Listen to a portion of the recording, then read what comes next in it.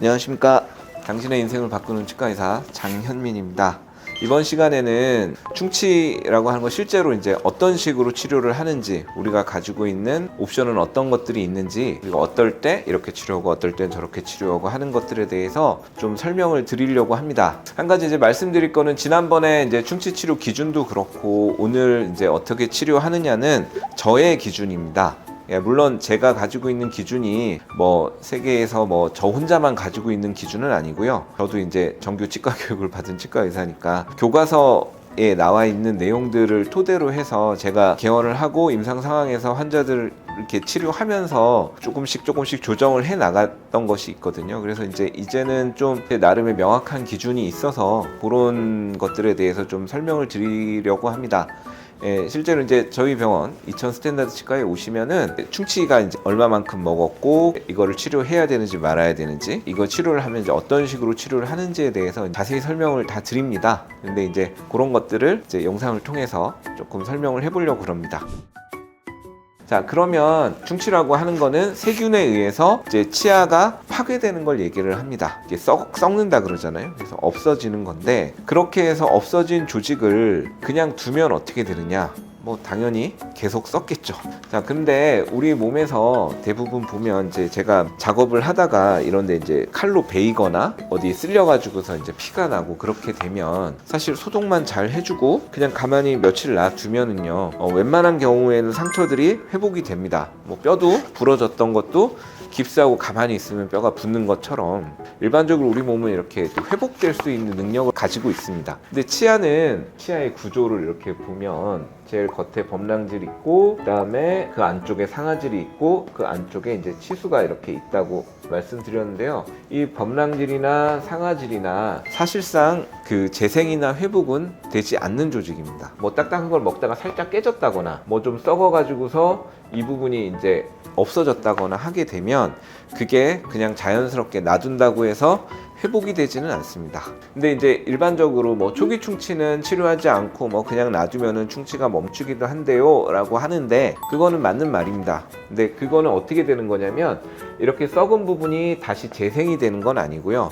그 썩은 부분이 더 이상 썩어 들어가지 않고 그냥 멈추는 걸 얘기를 합니다. 그렇게 되면서 그 타액 내에 있는 칼슘 이온이나 이런 것들이 여기에 이제 침착이 되면서 이제 물렀던 조직이 딱딱해지는 걸 얘기하는 건데요.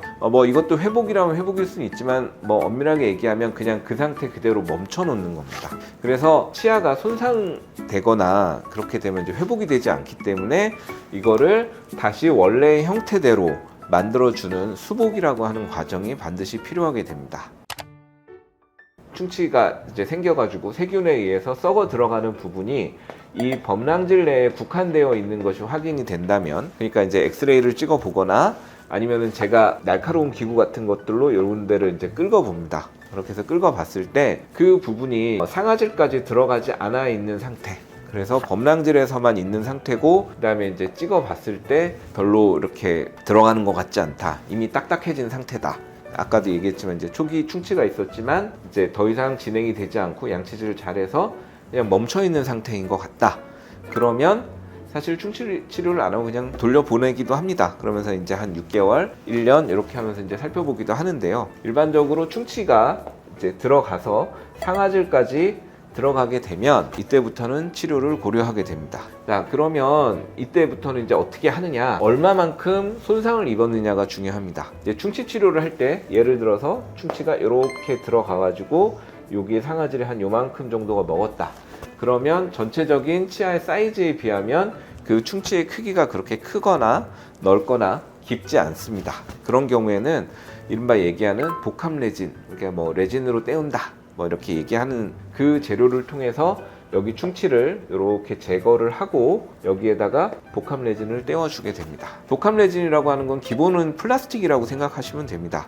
그냥 플라스틱은 사실 치아에 비하면 너무 연하고 약하기 때문에 거기에다가 특정한 재료들을 첨가를 해가지고 좀 강화된 플라스틱이라고 생각하면 됩니다. 그럼 우리가 이 강화 플라스틱을 어떻게 쓸 수 있느냐? 그냥 여기다가 다져 넣거나 그렇게 하는 게 아니고, 특수한 처리를 치아에 하게 되면 그 강화 플라스틱이 치아에 접착을 하게 됩니다. 그래서 붙어 있게 되는데요. 이렇게 붙어 있게 되니까 이런 경계 부분들이 뜨지 않고 이렇게 밀접하게 틈 없이 이렇게 채워지게 됩니다. 그렇게 되면 실제로 이제 기능을 하고 쓸 때 이 사이로 세균이 이제 침투하지 않게 만들어줄 수가 있습니다. 근데 만약에 충치가 상당히 좀 넓고 깊다. 예를 들어서 상아질에 이렇게 한 절반 이상 먹었거나 아니면 저 같은 경우에는 사이에서부터 썩는 충치를 되게 좀 중요하게 생각하는데요. 인전면 우식이라고 부르는데요. 이렇게 사이가 썩게 되면 썩은 부분은 이만큼이지만 저희가 여기에 접근을 할 수가 없습니다. 옆에 치아가 있기 때문에. 그래서 이렇게 사이가 썩는 경우에는 이 충치에 접근하기 위해서 이 위에서부터 있는 건강한 범랑들을 전부 제거를 해줘야 됩니다. 그렇게 해서 대략적으로 충치가 있는 부분까지 전부 제거를 하게 되면 대략 이런 형태로 치아를 삭제를 해주게 됩니다. 네, 이렇게 되면 상당히 좀 넓게 치아가 손상이 되게 되고, 그 다음에 무엇보다 치아의 사이 쪽을 정확하게 모양을 만들어 주지 않으면 여기 이제 음식물이 자꾸 끼게 되거든요. 그래서 이런 형태를 제대로 만들어 주기 위해서 이렇게 만들어져 있는 형태를 본을 떠서 그 본 뜬 대로 요 치아 모양을 만들어 온 다음에 치아에다가 붙이는 방식으로 이제 수복을 해주기도 합니다. 그게 우리가 얘기하는 인레이라고 하는 방식입니다. 요새 뭐 유튜브에 온레이, 인레이, 뭐 크라운 뭐 이런 얘기들이 상당히 좀 많이 있는 걸로 알고 있는데요. 일단 보통 치아의 부분을 삭제를 하면서 그 부분을 조각 맞추기 하듯이 만들어 와서 이렇게 붙이는 방식으로 치료하는 거를 우리가 인레이라고 부릅니다. 그러면 이제 이 인레이라고 하는 거는 이제 아까도 얘기했지만 사이가 썩었을 때나 아니면은 그 범랑들이 상당히 많이 이렇게 손상이 됐을 때 우리가 다이렉트하게 그냥 바로 레진으로 이렇게 충전을 해줬을 때 그 모양이나 이런 것들이 제대로 수복이 되지 않을 거라고 생각이 들면 인레이라고 하는 방식으로 이제 치료를 하게 됩니다. 그리고 여기에서보다 더 충치가 깊이 들어갔다. 그렇게 되면 이제 신경이라고 부르는 이 치수 조직에 너무 가까워지게 됩니다. 이렇게 너무 가까워지게 되면 이제 신경치료를 해야 됩니다. 치아를 신경치료를 하게 되면 사실 치아가 상당히 많이 약해지게 되는데요. 신경치료한 치아는 치아를 이제 전체적으로 씌워주게 됩니다. 그리고 또 한 가지, 아까 제가 이제 이렇게 치아가 옆에 있을 때 한쪽 면이 썩었을 경우에는 인레이로 이제 수복을 해준다고 했는데요. 만약에 충치가 양쪽으로 이렇게 먹었다. 이쪽 벽도 터야 되고 이쪽 벽도 터야 되게 됩니다.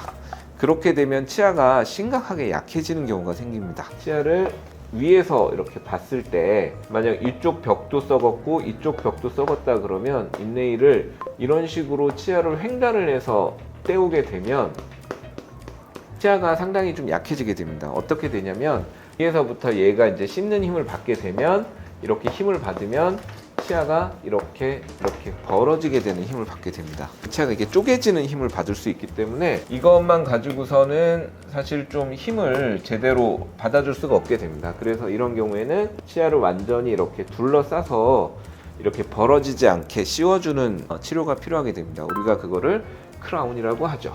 그래서 크라운을 하게 되면 이제 이런 식으로 치아를 이 정도까지 삭제를 하고 이렇게 덮어주는 치료를 하게 됩니다. 그래서 이제 크라운이라고 하는 거는 사실 치아를 완전하게 덮어주는 거고, 치아가 이제 쪼개지려고 한다거나 아니면은 손상 부위가 너무 넓을 때 그럴 때 이제 크라운을 하게 됩니다. 근데 이제 요새 유튜브에 보면 크라운 하지 말고 온레이 하세요 뭐 이렇게 이야기를 하는데, 사실 온레이라고 하는 것 자체가 첫 번째로 그렇게 삭제량이 그렇게 적은 편은 아니에요. 일반적으로 온레이라고 하는 건 크라운은 이제 치아를 완전히 덮어 씌우는 거지만, 온레이라고 하는 거는 보통 이제 이 위쪽만 이런 식으로 치아에다가 접착하는 방식이거든요. 물론 이제 정확하게 술식을 하고 그 다음에 이제 필요한 케이스들에서는 온레이로 하는 것도 나쁘진 않습니다. 저도 실제로 하고 있고요. 근데 이제 이 온레이라고 하는 술식 자체가 일단 접착이 대단히 잘 돼야 되는 데다가 그 다음에 이런 구조적으로 좀 복잡한 부분들이 생기기 마련이거든요. 그래서 사실 실제로 임상 상황에서 온레이를 제대로 할 수 있는 경우는 그렇게 좀 많지 않은 것 같습니다. 그리고 제가 볼 때는 온레이나 크라운이나 그 삭제량에 있어서는 뭐 엄청나게 큰 차이가 있다고 생각이 들진 않습니다. 그래서 저는 크라운을 좀 선호하는 편인데요. 크라운이 좋은 점이 치아를 완전히 둘러싸기 때문에 구조적으로 얘네들이 이렇게 부러지는 힘이나 아니면 이렇게 쪼개지려고 하는 힘 자체를 상당히 좀 많이 막아주고 이렇게 치아를 꽉 잡아주기 때문에 튼튼하다? 조금 이제 예지성도 있고 믿을만도 합니다. 또 한 가지는 이제 크라운을 하게 되면 이렇게 위아래 맞물리는 부분을 제가 완전히 다 리프로그래밍을 해줘야 되거든요. 이렇게 하면은 제가 환자분이 좀 더 편하게 씹을 수 있게 해볼 수 있는 여지가 좀 더 많습니다. 주로 세라믹 아니면 금을 쓰고 있는데 뭐 아시다시피 요새 이제 금값이 너무 많이 올라가지고 레진으로 떼온다고 할 때는 이 레진보다는 이제 조금 더 강한 레진인데요. 정밀도에 있어서는 금만큼은 안 되는 것 같기는 합니다.